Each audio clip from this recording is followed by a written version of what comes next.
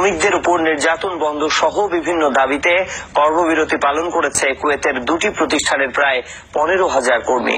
Well আল নসিফ এবং ফজর আল Khaleej নামে পরিচ্ছন্নতাকারী প্রতিষ্ঠান দুটির এসব কর্মীদের অধিকাংশই বাংলাদেশি।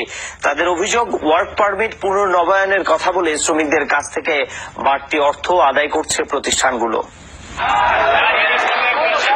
রোববার স্থানীয় সময় সকালে বিক্ষোভ জানাতে এভাবে পথে নেমে আসে কুয়েতের ওয়েল আল নসিব এবং ফজর আল খালিজ নামক প্রতিষ্ঠান দুটির কর্মীরা। ঘোষণা দেন কর্মবিরতির। এই পরিচ্ছন্নতাকারী প্রতিষ্ঠান দুটিতে কাজ করেন প্রায় 15,000 কর্মী, যাদের অধিকাংশই বাংলাদেশি। শ্রমিকদের অভিযোগ, দীর্ঘদিন ধরেই নির্যাতনের শিকার তারা। ওয়ার্ক পারমিট কিংবা আকামা পুনর্নবায়নের নামে নেওয়া হচ্ছে অর্থ, যা সম্পূর্ণ অবৈধ। এমনকি ছুটি পাওয়া কিংবা কর্মঘণ্টা পরিবর্তন করতে গেলেও দায়িত্বরত ব্যক্তিকে দিতে হয় ঘুষ।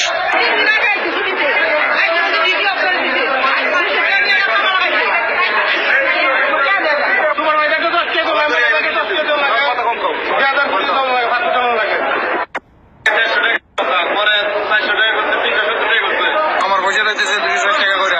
আমরা ডিডি প্রেসে গেলে আমরা ডিডি দেয় না, যখন ডিডি দেয় না ডিডি বন্ধ করে দেয় 200 টাকা লয়, 100 টাকা লয়। তারপরে দেশে গেলে সফরে গেলে সফর থেকে গেলে 400 টাকা করে আমরা পয়সা লয়।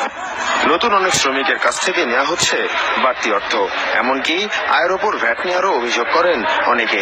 এ সময় তারা ঘোষণা দেন প্রতিষ্ঠান দুটির মালিক পক্ষ না আসা পর্যন্ত কর্মবিরতি অব্যাহত রাখার।